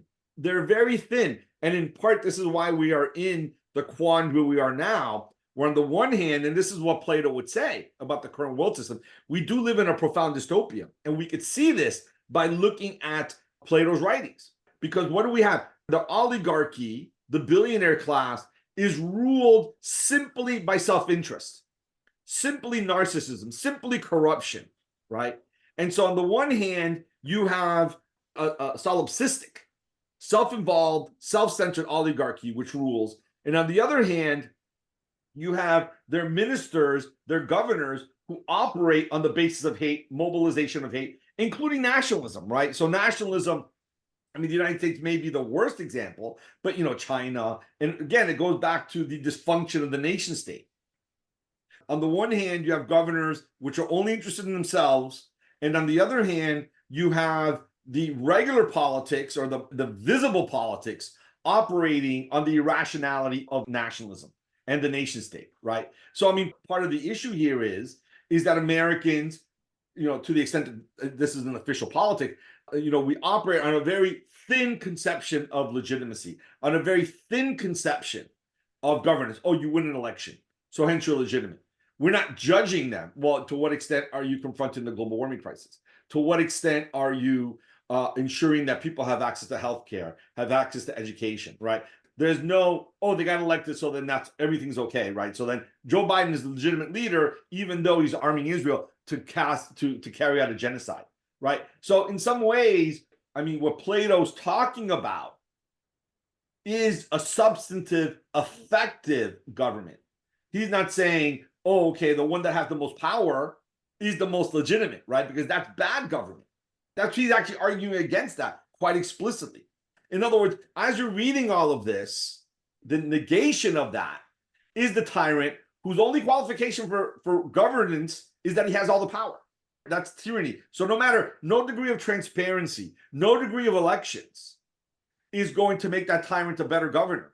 And indeed, the effort to try to legitimize by claims of transparency, by claims of process, by claims of, let's say, elections, we should see right through that, right? So the billionaire class attains this legitimacy in significant part through these, again, vapid, empty processes. Well, that's because we're not listening to Plato. We should look at substance first and foremost, and process presumably only second. We should only judge the process to the extent that it leads to good governance. The process itself is an empty gesture in the context of only those that are powerful rule. And because they are powerful, they rule, not because they're just. Thank you. Yeah, definitely substance over form, I guess, is the key. And we tend to forget that, I think, sometimes, you know, especially, and you mentioned nationalism, I think that often gets used as a means to whip up favor or whip up emotions among groups of people to kind of play an us versus them game, where the real substance is that there's other real problems. And I think that's a major problem with nationalism, at least the way it's used by some autocrats and dictators. And I think that's something that we face now in the world, where nationalism is on the rise, and nationalism tends to lead to wars. And we have very powerful technology at our hands now that could create very destructive wars. And so we need to be very careful about that and keep an eye on justice. And it's not just about winning the most votes. It's actually about having the intelligence to lead. I think that's the key, and to be able to persuade people and to be able to provide them the reasons. And that's a real gem, I think, in this book that I want to get to before the meeting ends, is this idea that the leader needs to present the reasons for the laws, not just the law, but the reasons for it, and justify the laws. And I think that's what's often missing now. So thank you for that context. We'll go to Fai Wu, and then I'll do the next reading. Oh, thank you. Because Darren earlier mentioned that Singapore's politicians' salaries are very meager. I'd like to correct that. Actually, in Singapore, politicians' salaries are structured to be competitive with the senior private sector salaries in order to attract and retain talent in public service. The Prime Minister in Singapore earns about 2.2 million Singapore dollars a year, and the cabinet ministers earn with a starting salary of 1.1 million a year, and the members of parliaments with a starting salary like 192,000 a year. And this is after a reduction of a third. So previously their salaries were higher, and they agreed to reduce their salaries by a third in recent years. And I want to briefly mention Israel. Israel's interest and the U.S. interests are aligned. The U.S. government's conduct in Middle East haven't been perfect, but at least most of U.S.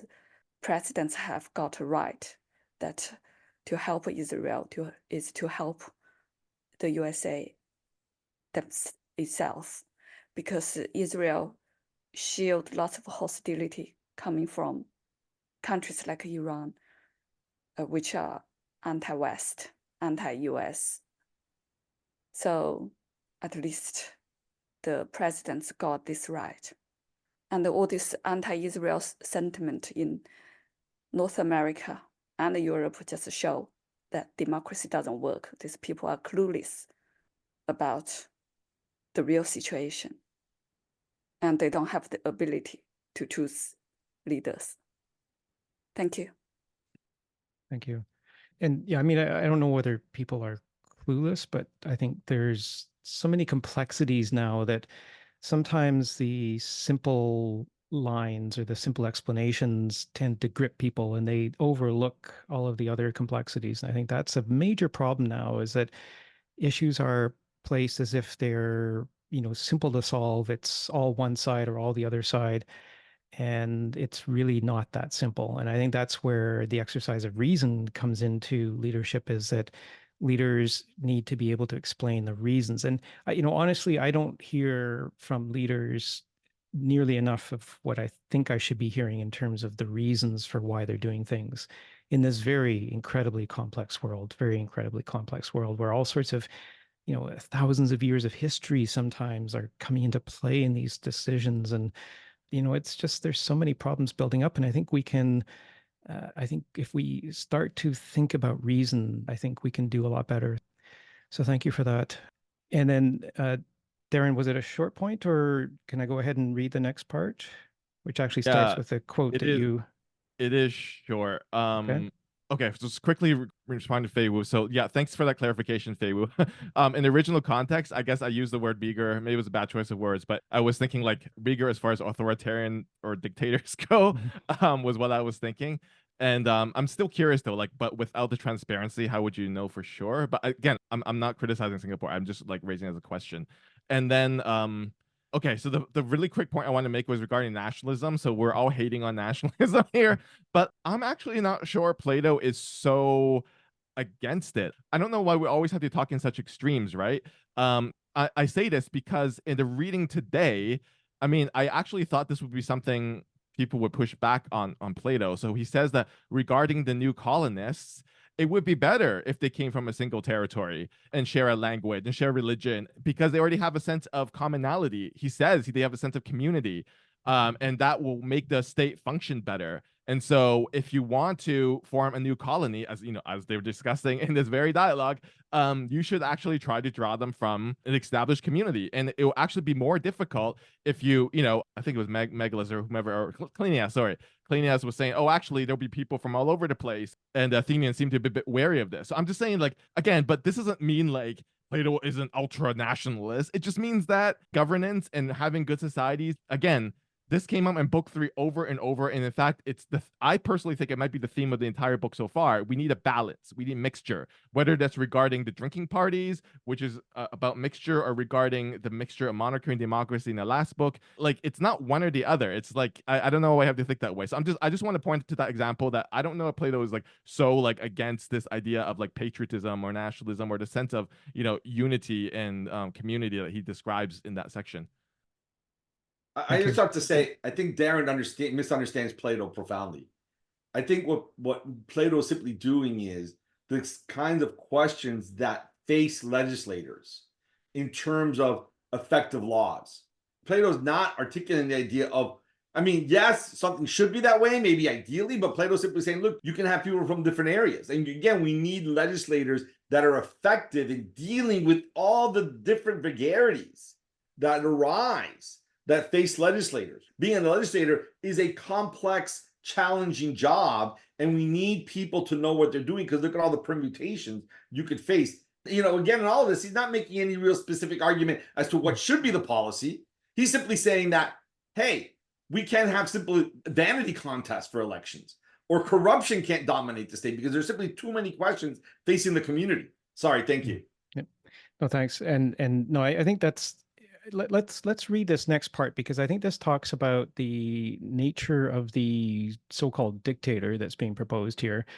And as I said, what I'm going to do is I have two sections here, and I think I'll just read them both so we can get them on the table before the meeting ends. And I would really like reactions to either or both of them to maybe consider together. So let me just read this. And this is the third theme of today's meeting, which is I've entitled Memory and Measurement, because I did talk about the need for a leader who has a good memory. And that's, I think goes back to the idea that we are subject to all of these probabilities and things that cannot be thought of in advance. And the leader can't know or can't say that they know what's going to happen. They just simply have to be able to assess what's happening and take us in the right direction. In any event, so I'll start with 715b to 716d. And I really like this part. So the Athenian says, when offices are, and this is the part that Darren read earlier or started to read earlier. The Athenian says, when offices are filled competitively, the winners take over the affairs of state so completely that they totally deny the losers and the losers' descendants any share of power.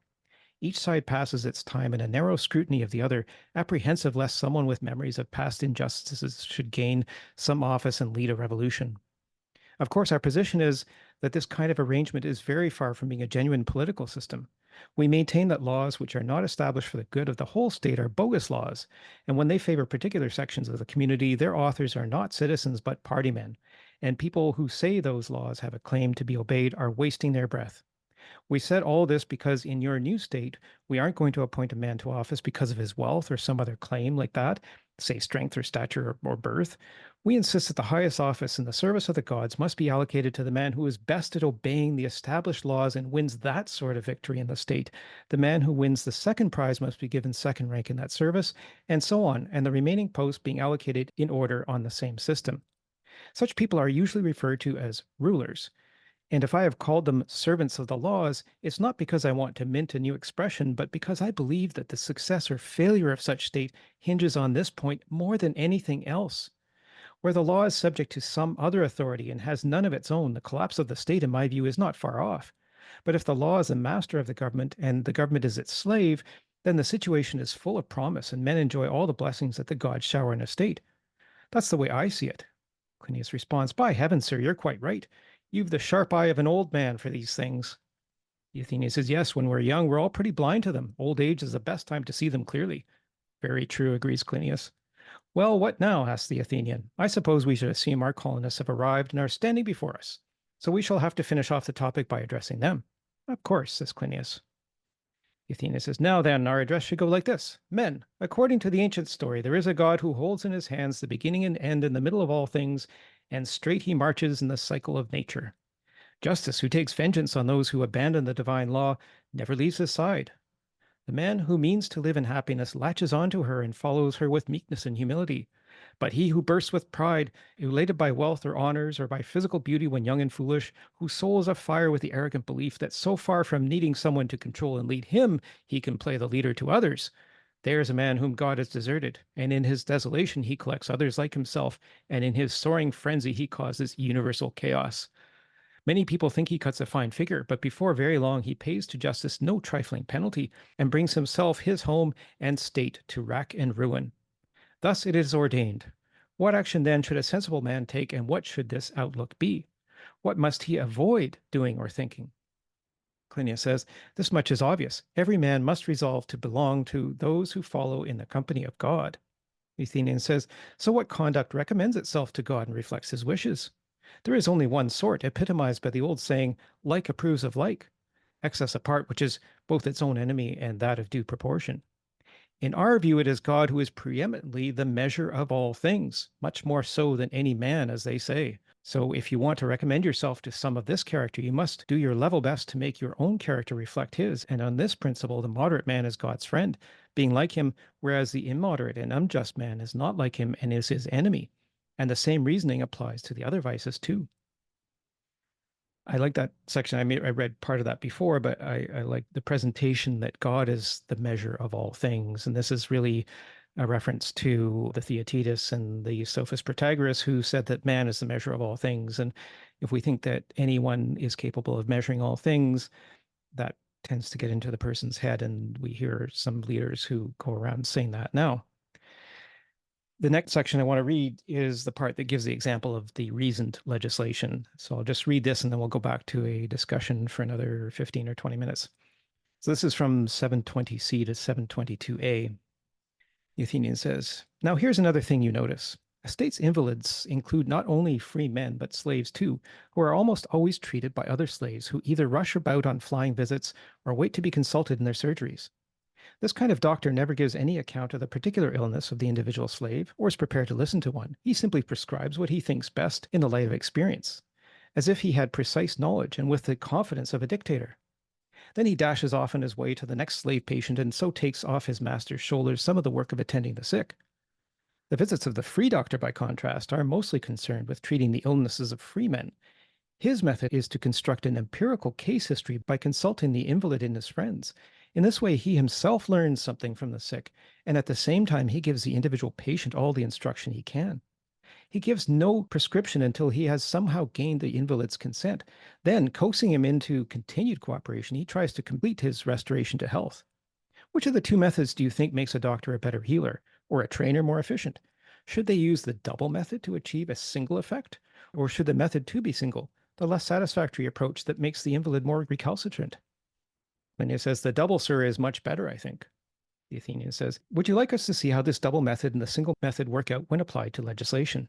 Clinias says, "Yes, I'd like that very much." Athenian says, "Well, then, in heaven's name, what will be the first law our legislator will establish? Surely the first subject he will turn to in his regulations will be the very first step that leads to the birth of children in the state." "Of course," agrees Clinias. "And this first step is, in all states, the union of two people in the partnership of marriage?"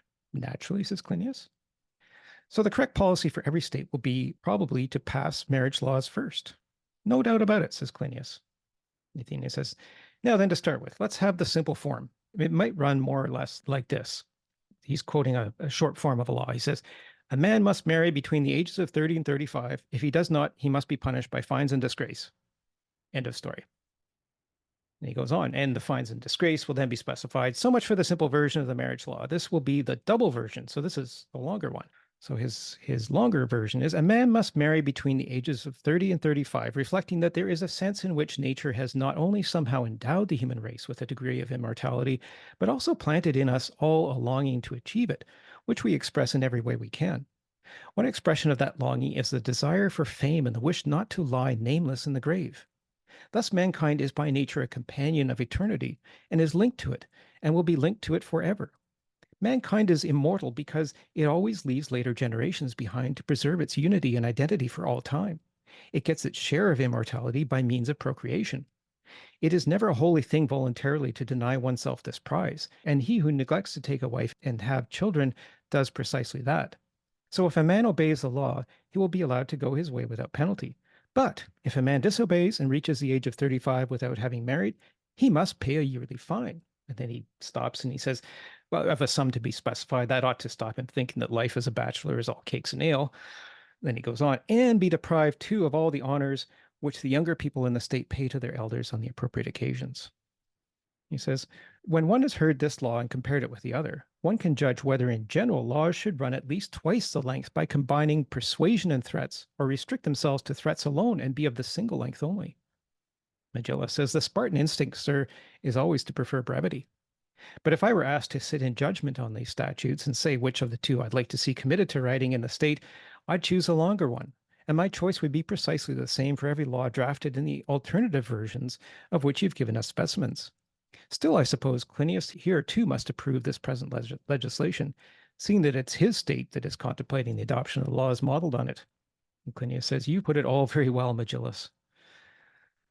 So that was the two parts and the third theme of memory and measurement. And I'm wondering, in particular, what we think of this example of the short version of the law, the dictator saying you just must marry by 35 and don't ask me why, just do it.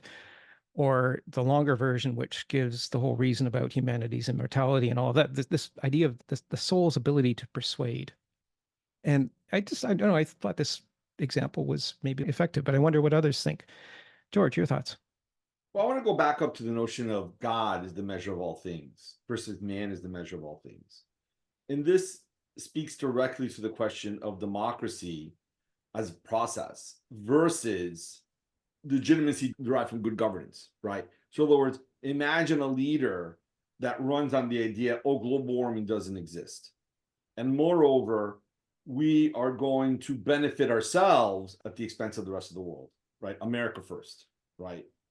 And so that leader, right, the measure of men, he gets elected, but by the measure of God, he's leading us towards disaster. And so, I mean, that is really in some ways the crux and the very central question that is at the core of governance. There's a phrase in Latin called something popularity, the vox of Dei, the people, the voice of God, right? Well, the people cannot simply wish global warming away. The people cannot simply wish the global climate away. So in this way, democracy for Plato has some real pathologies, has some real potential pathologies, some real traps. Now, the other thing about the brevity, and I think he's using a bad example to talk about marriage laws, because, intuitively to say, okay, men must marry by 30, 35, right? I mean, do you really need to go into the idea of the importance of children for the community, this and that? I think a more complicated question is to say global warming, to say, look, Americans, you have to give up your privileged energy life. Americans use more gasoline in one day than most of the world uses in a year, maybe some people more than in a lifetime. We consume, something like 20% of total oil. We consume so much energy. We consume so many resources, right, that are having a detrimental effect on the global ecology and on the global world system. Our world economy, which privileges Americans, impoverishes the masses. And that is hard. That's the long, to say the short part, you have to give up driving, you have to give up your McMansions, right? That's not going to really be effective. But see, this is the point, though, and I think this is Plato's point in the end, or what needs to be read here, is that people can be convinced of the good. People can be convinced of the good. They're not simply self-interested and self-important. So the legislature not only listens to God metaphorically, but also seeks to educate and elevate the public. So the state about elevating people, not giving the state necessarily giving people what they want, right? Or pretending to give them what they want, because that's normally when it does, right? When it works in a pathology, it just pretends to give them what they want. But the state elevates people, it educates people. The legislator is beholden to God. He's not beholden to his appetites, right? He doesn't rule in the name of his own power. He rules in the name of God. And he translates God's will. And again, speaking purely metaphorically, I'm an atheist, if you're wondering. He translates God's will to the public. And Plato is assuming here that people, again, they can understand, oh, yeah, okay, I do have to give up my SUV.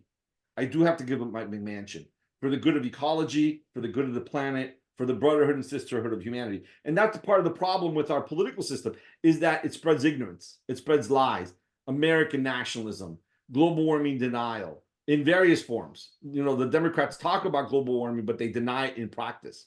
So that's part of the critique of this so-called democracy we have, is that it is democracy of lies. It is the democracy of immaturity. It is the democracy of the child, and forgive me for insulting children, but and of course, Donald Trump is like a big 70-something-year-old toddler. But, in some ways, Biden basically behaves in the same way. They're the same policies. It's just that Trump is more overt in terms of his infantile behavior and logic and rhetoric. And he basically doesn't elevate people. He debases them.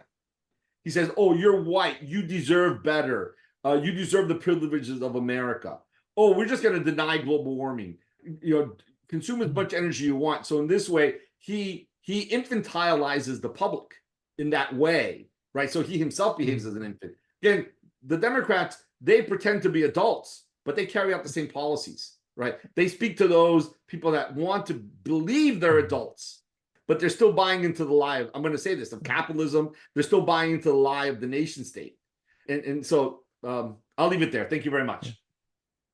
And you make some good points. I mean, and here in Canada too, we have leaders who deny climate change and global warming and the problems that that causes, and it sells, because people are naturally gravitate towards self-interest, and leaders who, as you say, don't try to elevate the discussion, don't try to make people think beyond their immediate self-interest, can cause all sorts of chaos, universal chaos, in fact, as we see in that paragraph that I have here on the screen. So with the question of God, I mean, if one doesn't believe in a separate being called God, I mean, one could read that word, I think, to say, in our view, it is the universe that is preeminently the measure of all things. And I think that makes a lot of sense. Let me just follow this up, which is to simply say again, it's not the notion. I mean, I think it should be read in a purely secular way, which is to say that the laws of physics are our God, right? And that morality is a God.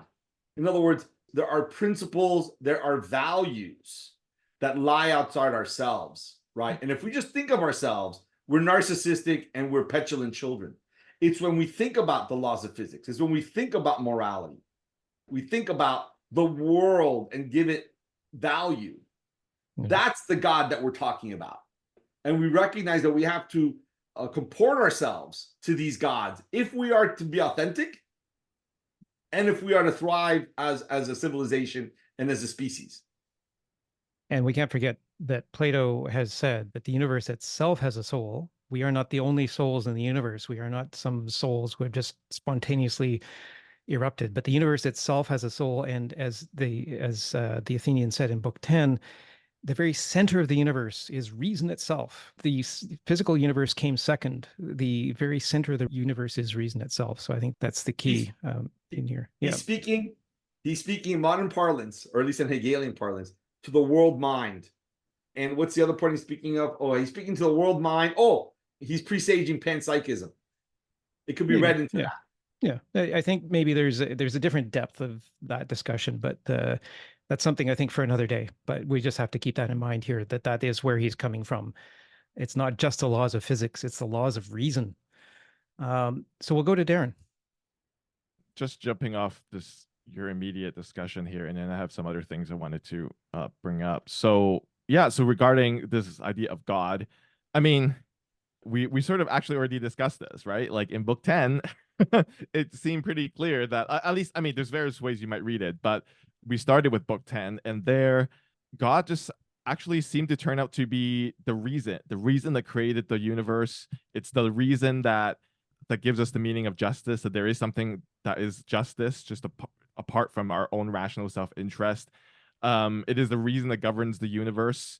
Yeah, like whatever God is, it seems like for Plato, so there's a superficial way to read it as we're reading through the first few books, but by Book 10, it seems like, yeah, God just turned out to be the reason that created the universe, the logos that created all things. That is what actually is meant by God, but we don't get that until Book 10. Okay, so maybe another just quick footnote about this, which is that, and so this idea that God is reason, actually, I think, so one of the key things I'm picking up from the text so far, it's not like a new idea, but it's just simply maybe new in historical context, but not, I guess, not new to me, but like just the idea that the leaders have to govern themselves by reason. I feel like this is one of the things that's emphasized over and over. An implication of this is that they can't exempt themselves. I think that's important. I think leaders, sometimes the dictators want to exempt themselves from whatever policies or laws or rules they set up. But as we saw earlier in the reading, they're supposed to set the example. They're supposed to lead by example. At least that's one aspect of a good leader. Of course, there's other things too. And it discusses them not as actually rulers. He actually says at one point, I believe, that rulers is actually sort of a misnomer. They're actually servants. They're servants of the law. Yeah. And so the law is, so he says, where the law is subject to some other authority and has none of its own, the collapse of the state, in my view, is not far off. And he says, if law is the master of the government and the government is its slave, then the situation is full of promise. So, yes, I think that's a nice way of looking at it. But I think we're always going to be, I think we also need to be humble. I don't think we didn't talk about the myth of Cronus that was discussed. but it does describe like how there was a time way back when in our, in mythologically, there was a time when Cronus ruled, and he was do that perfectly with like spirits and stuff. It wasn't other human beings, because human beings are imperfect. They don't know everything. They're going to get corrupted. But we don't live in, I think the point of that myth was that we don't live in that world anymore. Although the myth exists because it's a kind of aspirational. It's like for us to look up and aspire to that. It's like Plato's "What would Jesus do" moment. It's like, what would Cronus do? It's like that kind of idea. But it doesn't mean that we, just from my understanding, I don't think Plato thinks we'll ever like we can ever be that way. It's not just from the laws, but like other dialogues too. Like we are going to be inevitably imperfect, but we aspire to live by reason. Okay, so quickly, just regarding the other things I wanted to talk about. Just so first, like short, quick point is that I get uncomfortable when I find that often discussions of democracy get conflated with American democracy, and supposed problems in abstract of democracy gets conflated with the problems of American democracy, which is a totally bad move, right? But I feel like it's just, I'm not saying George or anyone else, but I feel like I just pick it up often that like people criticize democracy as an idea in the abstract, and then America is example. It's US is at best a partial democracy. All these sort of non-government organizations who study these things, I think like The Economist, I think has a ranking, Freedom House has a ranking. I'm pretty sure they both rank US as a best a partial democracy. Canada does much better, by the way. So, and incidentally, even though we have climate deniers in Canada, as James pointed out, we also have the carbon tax, so which by almost all experts agree is the best way to deal with climate change. We have a carbon tax in Canada, and the government got elected on that platform. So, it's not all hopeless. So, okay, the final thing is regarding the thing that James wanted us to focus on, which is the addresses or the preambles or the explanations. I find this really interesting. You can really dig into this. You won't have time, but like, I find there's some really curious stuff going on here, including that discussion of marriage laws. So there's this fascinating part that James read, contrasting the fake doctor with the real doctor. So the fake doctor is the one that does not give an account. It says he is not prepared to listen to you. He also declares things with a self-confidence of a dictator, whereas the real doctor is actually, actually listens and gets her consent. So I think like we were talking about transparency and all that earlier, but like I feel like there's a seed of that idea here, that there is another virtue of the leader is accountability. You have to be accountable. You have to give your reasons. You have to gain consent. I feel like that's actually here, rather than just something we're just adding on later as we understand from history that transparency and accountability is important. But here it seems like in this analogy of the fake doctor versus real doctor, the real doctor is the one who listens and gains consent and gives you an account. So I just want to talk about this marriage laws things and I'm done. This is the part that James read. So this was an account of why like there's laws about getting married. You have to get married basically, or else like get punished. Yeah, there's also another address he gives about how he says, of all doctrines, the finest and truest, if a good man sacrifices to the gods and keeps them constant company in his prayers and offerings and every kind of worship he can give them. So this is another address that's another example of an address. And we get much more specific, right? We're starting to get much more specific. But in a way, like the address about the gods here is actually really specific. It's about offerings, and then there's like lesser gods you also have to pray to, and it goes down from there. So this is not the gods of book 10 where like God is like logo is like reason that created universe. This is like quite a bit more concrete in its understanding of religion. So I just want to say this. I don't have this whole idea worked out yet. I have to read more of this book to maybe get a fuller picture, but it seems like there is a sort of a philosophical understanding of political theory, and then there's a kind of these preambles and addresses. There's a persuasion we give to sort of different kinds of people and ordinary people who aren't maybe not the philosopher. Again, I understand like this might be a controversial thing, but I think I feel like this is what's going on though. And regarding the marriage law, so for instance, the example of the address that you just read, James, is like it dignifies marriage in a very, highfalutin way. It's like, oh, man aspires to eternity and the best way to do this is get married and have children. It's like, okay, all right, this is very highfalutin language. But think of the very concrete circumstance. This is an address to the colonists. To found a colony, maybe in the abstract, we don't feel like we need to have babies or whatever. Maybe you don't want children. But like, if you want to found a new colony, they better start reproducing. So there's an element of the specificity of like the address and the preambles are no longer about like philosophy in the abstract or reason in the abstract. It's about like what is like specifically needed and how do you actually persuade these real people who probably, the ordinary people probably have a lot of ordinary religious beliefs, right? So you're using those. It's like Aristotle's idea of rhetoric. You know, you have to understand your audience, and I think that's the role that these examples of addresses are doing in the dialogue. So maybe we shouldn't take them so literally as like every society has to have these marriage laws. But no, this is we're talking about. Yeah. I forget the name of the society, but like this new place. But yeah, Yeah. this is addressed to these people in this historical period, in this place and time. Yeah, I think that's a key point, actually. And I was going to say that it's not that I don't think Plato is proposing that this marriage law be in place in every community, but it's just the example of how, and you know, when I read this, I was, you know, I don't have children, right? So I read the short version of the law and said, no, I'm not, nobody's going to force me to have children. And then I read the long version of the law. I thought, okay, you know, if there was some reasoning behind it, like I feel a lot less resistant to the idea of it, and specifically because, as you say, Darren, it's talking about a particular time. So, you know, there's, for example, the Second Amendment in the U.S. was passed at a particular point in time, which is not this time. It was a very different time. Now, if there had been a long preamble like this to give the reasons for that, maybe there wouldn't be all of this debate now that it was some sort of oracle that passed this legislation and that it should apply for all time, regardless of the circumstances, right? So I think it's really to place in front of the people of the time the reasons, but also then for the future, because as people think about changing laws, they have to understand why they came into place in the first place. So I think that's an important point here. So I just wanted to raise that it's a question of time as well as convincing the people in that particular circumstance. We are over time here, speaking of time. So maybe if we can just go another 5 minutes, if that's all right. And George, maybe you can have the last word.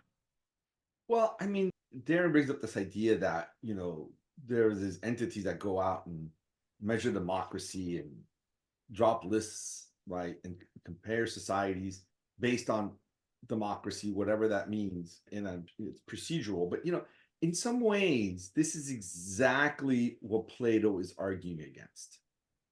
And it's germane. I'm going to talk about the 1950s. And it's very germane to today because, you know, MAGA is about Make America Great Again, is specifically pointing to the 1950s.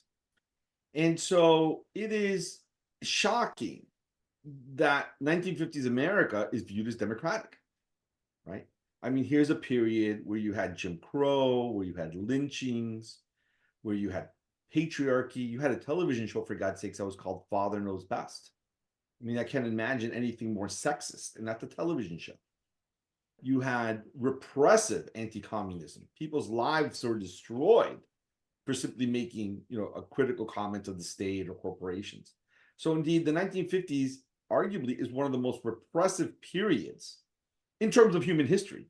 In terms of human history. I mean, you could compare it to other extremely repressive processes, right? And we could rank it. I mean, maybe the top 20, you know, somewhere behind the Great Purge, but maybe somewhere ahead of the Pinochet's dictatorship of the 70s. I mean, something like that. And so, I mean, this is exactly the kind of thing that Plato would say. You are looking at a polity, and it is such a superficial take that it doesn't really tell us anything about justice. So you're going to measure whether you have elections, right? I mean, American elections are really quite meaningless. Blue or red, they're really quite meaningless. And so Plato's arguing for a much more substantive understanding of justice. And so, you know, indeed, we use the word democracy, and democracy has historically been equated with justice. Now, once democracy is reduced to procedure, it becomes absolutely irrelevant. And I'll give you this one interesting case to think about, which is that, again, the 1950s America is perfect, highly, highly repressive. But yet somehow it's considered democratic. And indeed, I mean, the worst aspect of it is like you get the far right, which because liberals will call that democratic, the far right can whitewash the 50s and say, oh, we want to go back to that, despite the fact of how horribly repressive it is. But let's do a more controversial or difficult comparison. And I'm going to use Saudi Arabia in the 1980s or the 1990s versus Brazil in the 1990s. Brazil in the 1990s, as it is today, it's a kleptocracy. All the money stolen, people are impoverished. So all this wealth is being generated, but all the money is being stolen, is being moved off to banks, right? You have elections. Let's say you have transparency. In Saudi Arabia, a repressive society, but again, the capital is reinvested. The capital is reinvested.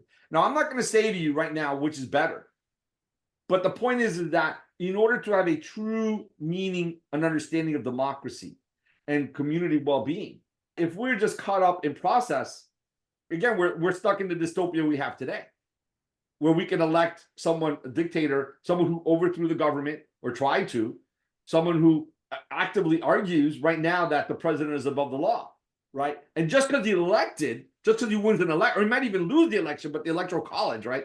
But he abided by the process, so he's legitimate, right? That is really, again, we're not listening to Plato. I mean, that's the point. Some people say, oh, it's all partisan. Well, if we're not looking at Plato and understanding from Plato, then we're wasting our time. Plato, the wisdom is there. We're just not listening. Thank you very much. Mm-hmm. Well, thank you. And that is a debate about democracy and whether it's a question of process or whether it's a question of outcomes. And I think we are perhaps more into the process now than we should be, and we should be thinking maybe more about the outcomes. And I think that's it's one thing to say you're democratic. It's another thing to actually be democratic. And I think that's the big issue. It's also another thing to judge people from other times. And I think we do that a lot now without really understanding the circumstances in which they found themselves. And, we're in this kind of continuum of learning. And the 1950s was the world that emerged from this horrific war. There's lots of good things that were happening too. And it's, we're all learning. And I think people will look back on us 100 years from now and say, my goodness, they were such a mess. Well, let me just say this. Yeah. I mean, I'm gonna say this, okay? And what I'm gonna say to you is that the South in the 1950s was worse than the Soviet Union in the 30s. Okay, so it's not a question of judging. It's a question that it becomes problematic to say, oh, America was great. But, I mean, again, in the South, African Americans had to be completely subservient. If not, they were killed and they were lynched. I mean, we just have to take the whole it's not even a question of judgment. It's a question that the 50s gets whitewashed. That repression gets whitewashed. That state terrorism gets whitewashed. That's my problem with this. It's not a question of judgment. It's an issue of understanding. We need to understand the past, not judge it. That's what I would say. That's a good point. And I think that's where leaders use arguments that appeal to people's emotions rather than reason. And when there's slogans like "Make America Great Again," that's a catchy slogan, but people don't understand what greatness is and what greatness was, and were they in fact great? And I think that's all very confusing, and it's something that really points to a problem with our system now, not just in the US, but elsewhere in the world. We are really over time here. So Darren, is it a brief comment? Yeah, I think it's brief. Yeah. Okay, just a minute or two here. Yeah, just a few short points. So again, I don't think when we're talking about democracy, so we've been talking a lot about democracy, but examples are always about the US. Like, US is not there are a lot of problems with democracy, but it shouldn't be used as an example of like problems with democracy or how democracy is meaningless. Because maybe as George says, it is meaningless in the US. There's two parties or whatever, but like there are many other examples here in Canada. Like Taiwan is a democracy, Japan, Norway. There are countries in Asia that are democracies too. So regarding like what Plato's view is, so he said last week that I just wanted two short sentences. So he said at 693 that legislation providing for powerful or extreme authority is a mistake. One should always remember that a state ought to be free and wise and enjoy internal harmony, and that this is what the lawgiver should concentrate on in his legislation. And then a few pages down, 702, he summarizes the discussion by saying a lawgiver should frame his code with an eye on three things: the freedom, unity, and wisdom of the city for which he legislates. Okay, so I'm not saying, or I don't think Plato's saying certainly that like democracy is all procedure or whatever. There is such a thing as justice, obviously, but there clearly is something that's like, I don't know if you want to call it just consent, because there's that is definitely an issue that's come out in the past two books, or if you want to call it procedural, whatever. But there is a major element of like the freedom aspect is an important part of the story. I'm not talking about Plato the Republic. It's been a while since I read that. I'm talking about what is in the text here in book 3 and book 4. He clearly says that the ideal state is a mixture as everything we've read in this book so far seems to point towards, a mixture. Yeah. There's a mixture of freedom, unity, and wisdom. And I think that this idea of mixture is important. How democracy is not just one thing. It's not just like one idea. It's like this complex mix of things, including consent at times. So when people try to measure democracy, what George was saying earlier, it's not just about vote. Like if you look at the Economist rating or Freedom House rating, they measure all kinds of things, including things like how free the press is, including like how much rule of law there is. There are many ways of measuring these things or ranking these things. And what the electoral system is. Democracy is not just democracy. It has to have a specific system. So anyway, I'm saying this idea of mixture is important. And maybe there are procedural aspects, which I think maybe about consent and consultation. But I'll just leave it there. I'm not. No, and definitely. And the point about mixture was made in this book as well, very, pointedly, I think, is that you can't just cling to one system and say that that is the system for all time. It has to be this sort of mixture. And that's the point that they made about Sparta and Crete, were both a mixture of some sort of democratic elements, some authoritarian elements, and I think monarchical. Monarchical. Yeah. So, all right. Well, if I will just like a minute or two. Okay, thank you. Yeah. So when America was established and the Constitution was written, the context was different then. Most people were Christians, and also they were able to reason and take a long view. Now it has changed very significantly. America no longer advocates self-governing, and in fact, it has a huge government, lots of benefits and welfares to destroy families and destroy independence in place. So democracy is no longer viable anymore. Or it's different. Maybe it's different. But I hear what you're. This liberal democracy, like everyone gets a vote. Most people are unable to reason, and they're driven by their emotions. And they don't know themselves enough. They don't know their own shadow. They take it out on other people about what they have denied and disowned, repressed part of themselves. And Canada has the same sort of background. We were a very well. The different thing about Canada is that there was two different linguistic and religious groups that founded Canada: the French and the English. And I think that's made it a little bit of a different experience here. But certainly, we were a very small country as well back then. And since then, kind of like what they were talking about at the beginning of Book 4. There's been these massive migrations across the world, and the nature of the state now is very different from when the Canadian Constitution was written in 1867, when the U.S. Constitution was written in the early 1780s. It's a very different thing now. And I just, I'll end here by saying again that I think that if we were to write laws with some sort of justification, as I say, you don't have to believe in this particular marriage law. It was just an example. But if the laws included these kind of justifications, at least you'd be able to know what people at the time were thinking and what their reasons were. And you'd be able to go back in time and look at how it turned out. And maybe you might see some faulty reason and you could correct that line of reasoning. But without that reasoning, we're just left with, thinking that perhaps the people who established the nations centuries ago, thousands of years ago, were somehow all knowledgeable, and we have to follow them till the end of time. And Plato has talked about this before, that some constitutions can get very stagnant as a result of not reassessing and thinking that the old days were the better days. So very much, I think, to what George was saying. So we have had a great discussion here, and I would normally stay online for another half hour, but we have gone substantially over time. But it's been very much worth it, because I think we've given really good coverage to Book 4 and really brought it into the modern context.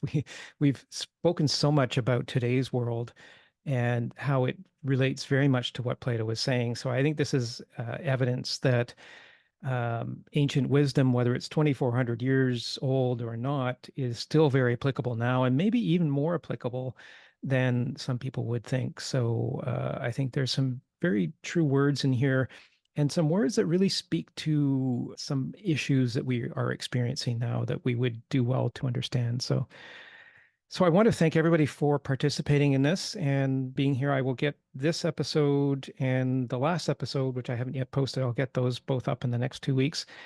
And then in 2 weeks' time, we will look at book 5.